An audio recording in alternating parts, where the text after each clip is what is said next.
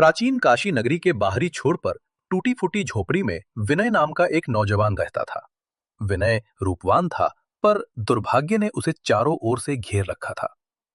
उसके माता पिता वर्षों पहले महामारी में चल बसे थे और उसके पास ना तो कोई धन दौलत थी और ना ही कोई सहारा देने वाला परिवार। समाज ने उसे हमेशा हेय दृष्टि से देखा। गरीब, अनाथ और असफल कहकर दुत्कारा जाता था। विनय का जीवन घोर निराशा से भरा था। वह रोज सोचता था कि इस अपमान भरी जिंदगी से मुक्ति कैसे मिलेगी। एक दिन काशी के घाट पर विनय एक वृद्ध और तेजस्वी साधु से मिला, जो मौन व्रत धारण किए हुए था। विनय ने अपने दुख भरी कथा उस साधु को सुनाई। साधु ने करुणा भरी दृष्टि से विनय को देखा और कई दिनों के विचार विमर्श के बाद उसका मौन टूटा। वत्स, तुम्हारी पीड़ा का अंत संसार की चीजों में नहीं है। यदि तुम वास्तव में अपने भाग्य को पलटना चाहते हो तो तुम्हें देवलोक की शक्ति का सहारा लेना होगा। साधु ने फिर विनय को अप्सरा साधना की गोपनीय और कठिन विधि बताई।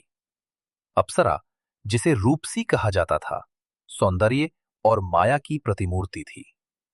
साधु ने बताया कि यदि विनय इस साधना में सफल हो गया तो रूपसी उसे अतुलनीय धन, वैभव और संसार का सबसे ऊंचा स्थान दिला सकती है और समाज उसका सम्मान करेगा। लेकिन इस साधना के नियम अत्यंत कठोर थे। साधु ने चेतावनी दी, अप्सरा साधना के 3 अटल नियम हैं। विनय, यदि तुमने इनमें से एक भी नियम तोड़ा तो न केवल तुम सब कुछ खो दोगे, बल्कि रूपसी का क्रोध तुम्हें ऐसा अभिशाप देगा कि तुम जीवन भर दुखी रहोगे। 1. अखंड ब्रह्मचर्य। जब तक सिद्धि प्राप्त न हो जाए तुम्हें पूर्ण ब्रह्मचर्य का पालन करना होगा। किसी भी सांसारिक आकर्षण से मन विचलित नहीं होना चाहिए। 2. मौन और एकांत। साधना की अवधि में तुम्हें घोर एकांत में रहना होगा। किसी भी मनुष्य के साथ कोई बात नहीं करनी है, सिवाय उस मंत्र के जिसका तुम जाप कर रहे हो। 3. लालच का त्याग। साधना केवल अपने जीवन की दरिद्रता दूर करने के लिए करनी है। यदि तुम्हारे मन में असीमित धन या शक्ति का लालच आया तो अप्सरा तुम्हें तत्काल त्याग देगी और तुम शापग्रस्त हो जाओगे। विनय ने, जिसका जीवन अपमान से भर चुका था, दृढ़ संकल्प लिया।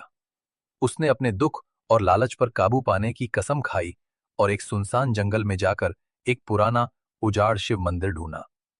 विनय ने साधना शुरू की। पहले कुछ दिन बहुत कठिन थे। भूख, नींद और मन की चंचलता उसे सता रही थी, पर उसने साधु की बातें याद रखीं और मंत्र का जाप करता रहा। जैसे जैसे दिन बीते, जंगल में अजीबोगरीब घटनाएं होने लगीं। परीक्षा 1. एकांत भंग। पहले सप्ताह गांव के कुछ लोग उसे ढूंढते हुए मंदिर तक आए। उन्होंने विनय को चिढ़ाना शुरू किया ताकि वो बोल उठे। विनय को लगा कि अगर वो नहीं बोला तो वे उसे मार देंगे, पर उसने खुद पर नियंत्रण रखा और मौन नहीं तोड़ा। वे अंततः हार मानकर चले गए। परीक्षा 2. लालच। साधना के 10वें दिन उसके सामने अचानक सोने के सिक्कों का एक ढेर दिखाई दिया। एक मायावी आवाज ने कहा, ये ले लो और अपनी साधना समाप्त करो। इतनी मेहनत क्यों? विनय को अपनी गरीबी याद आई, पर उसने अपनी आंखें बंद कर लीं और जाप जारी रखा। 21वें दिन मंदिर का वातावरण सुगंधित हो गया। एक तेज प्रकाश में रूपसी अप्सरा प्रकट हुई।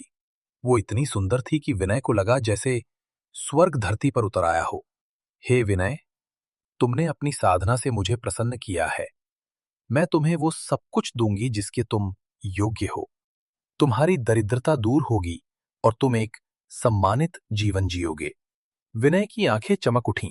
उसने रूपसी से एक साधारण घर, खेतों की जमीन और एक छोटी सी दुकान के लिए पर्याप्त धन मांगा ताकि वो सम्मान से जी सके।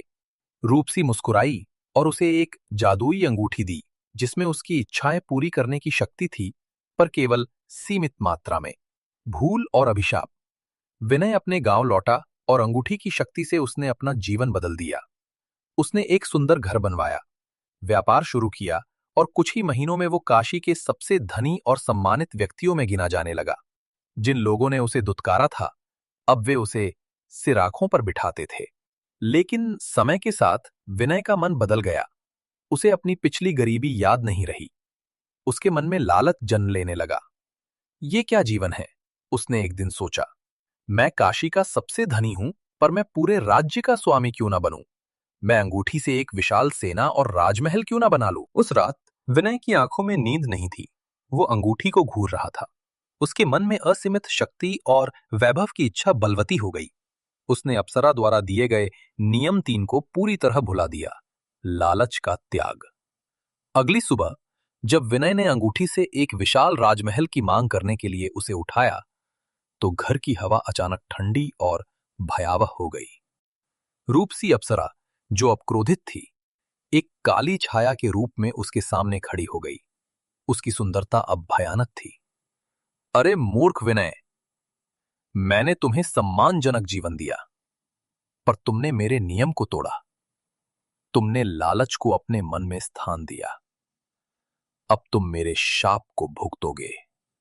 उसकी बात पूरी होते ही अंगूठी गर्म होकर पिघल गई और विनय के वैभव का महल धड़ाम से गिर पड़ा। रूपसी ने एक भयानक शाप दिया। विनय, तूने सम्मान और शक्ति के लिए झूठ का सहारा लिया। जा, अब तू धनवान तो रहेगा, पर तेरी संपत्ति हमेशा तुझे पीड़ा देगी। तू समाज में सबसे ऊंचे स्थान पर तो बैठेगा, पर कोई तुझे सच्चा सम्मान नहीं देगा।